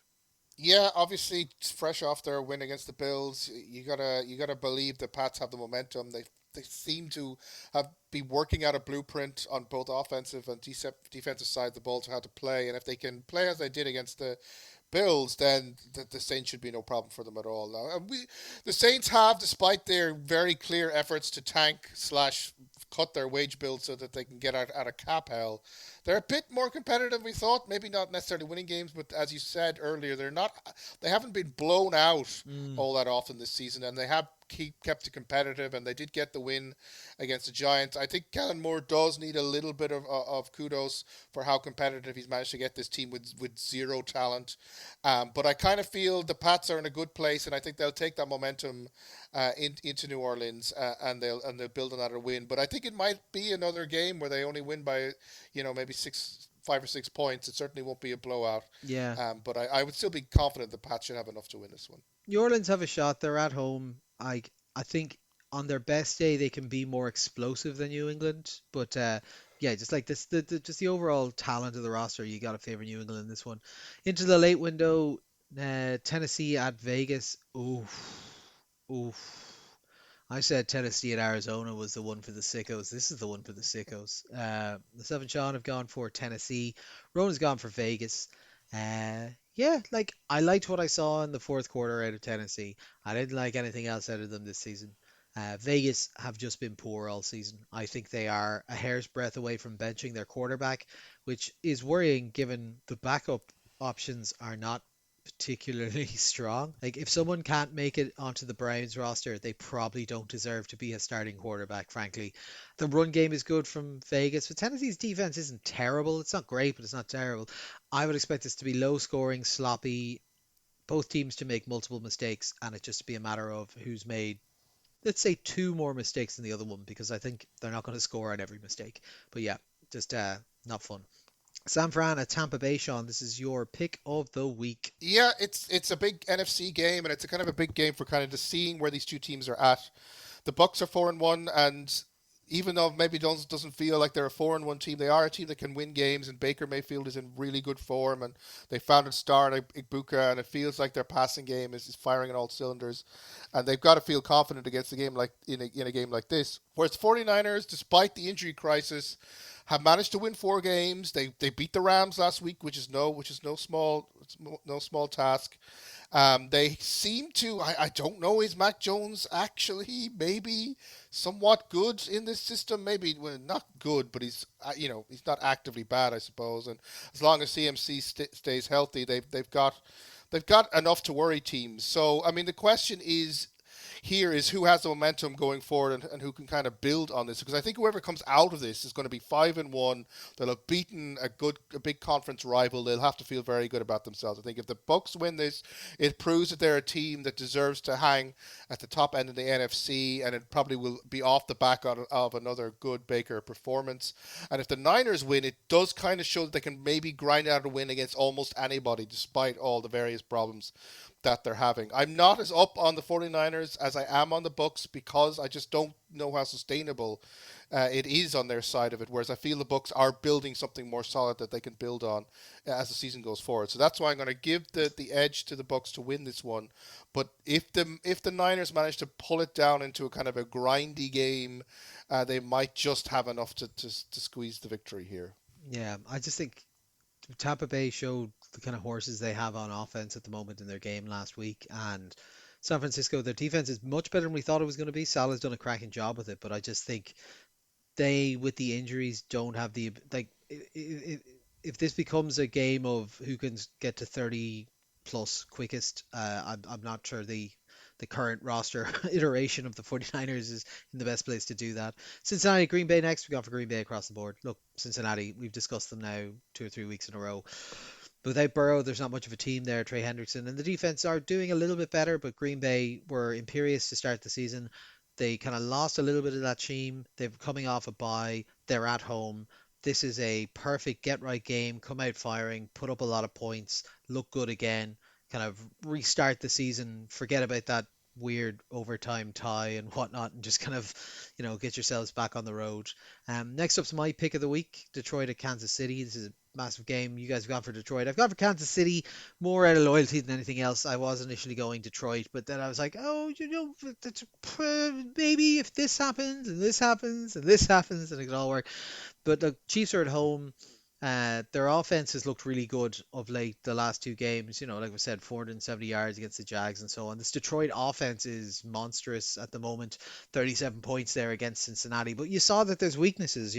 Cincinnati did put up 24 points against them with Jake Browning. Like, they only put up the 37 points against them having 3 interceptions as well. Like, the Lions team are definitely a top end roster.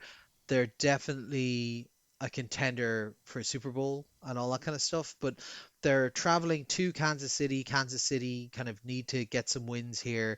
I could see this being a spot where Detroit being one of the first teams to properly take advantage of the fact that I don't think the Chiefs' run defense is all that good. And they have the runners in Gibbs and Montgomery to be able to exploit that.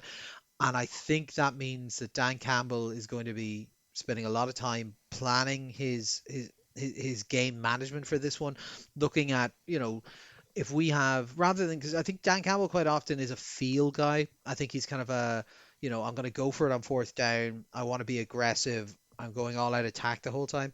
I think he's, mature enough as a head coach now and has the experience to see that that doesn't always work. And he's going to be looking at this and saying, okay, we need to have a 6 minute time eater in our pocket. We need to have a 5 minute time eater in our pocket. Like, I think he's going to be thinking a huge amount more about clock control and ball control than necessarily biting kneecaps and going all in it, because I think both offenses will find success in this. And I think it's who's going to be able to control the timing and the number of possessions the best. Chiefs are at home, amped up stadium, hungry for the win. Detroit don't need it quite as badly, but I think have the personnel to exploit it. It's just a matter of can they manage it correctly? And I think they can, or will the pomp and ceremony of it all, the crowd at Arrowhead and so on, get him angered up and him want to kind of go for it a little bit more. If he can stick to his game plan, I think Detroit should win. But I've just got a feeling they're going to get under their skin a little bit, and KC will hopefully win. If not, absolutely push it to the end. But Detroit on paper should win this game. I just have a feeling Kansas City might sneak it. Monday Night Football, Sean. Buffalo at Atlanta. You've gone for Yeah, Atlanta. I, Exciting. I am. I am. It's a bit of a vibes pick. Obviously the Bills didn't have the best week last week, and there are a little bit of question marks out about them. And as we talked about before, their October sometimes they just tend to take a break and just not play very well. And the Bills are a very momentum team, though. When they lose one, you kind of get a feeling sometimes they could lose two or three in a row. And the Falcons are not a bad team. Now they're still the Falcons, so they still find a way to lose games that they should have won. But I think in Penix they have a quarterback who you can rely on to get the numbers going, and they've got some real stars in Bijan, Drake London, and even Kyle Pitts is starting to show I that love that that you just maybe constantly have to go, and also, I suppose, Kyle Pitts, because you've been ragging on him for years. he's a little bit better this year than he was last year, as far as I'll go with him. So I think there is a little something about the Falcons, and they'll be coming off a bye, so they'll be rested, and the Bills, are just coming off a loss, and they didn't play that well, and they made mistakes, and if the mistakes start to creep back in, I could see this game slipping away for them. I think the Bills are still the more talented unit, and I can certainly see them winning and maybe even winning comfortably if Josh Allen gets in the mood. But I think the Falcons are a decent team this year, and will give them a game. And it could be a situation where if the Bills' momentum and confidence begins to ebb, I think the Falcons, with a couple of devastating plays, could maybe sneak out the win here. I've just got a feeling angry Josh Allen. Angry Josh Allen, angry Josh Allen. And Monday Night Football, the alternative, Chicago at Washington. We gone for Washington across the board. I'm intrigued to see this one now. Washington look good. I think they're desperately hoping to get Scary Terry back into the lineup and help out. Debo's doing a surprisingly good job, I think, more so than people thought when the trade happened. Um, Filling in that role, but they could really do with the additional weapon. Chicago have been better, but are still not quite hitting heady heights. They've had individual games of excellence. Their defense looks a little bit better. I think this should be a more competitive game than you would have maybe thought of 2 or 3 weeks ago. I'd still like Washington to win at home in this one. I think they should be able to pull it off. We've seen what the production they're getting out of Bill, the rookie running back.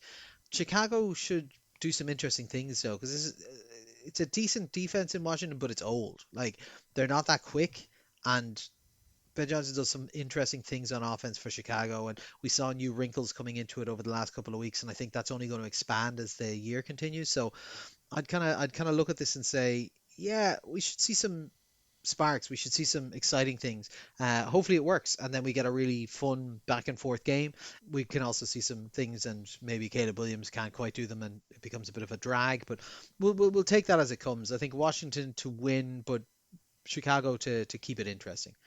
So that wraps up for this week, Sean. Any plans for the weekend? You've obviously going on a big bender to celebrate your Oh yeah, driving license, right? yeah. A big fender bender. Gonna be able to drive my own, and I'm just gonna go take up a load of drugs and go drive off into the forest or something. Yeah, No. that's normally what 17-year-olds do. Yeah. Yeah, I gotta live my best life, you know.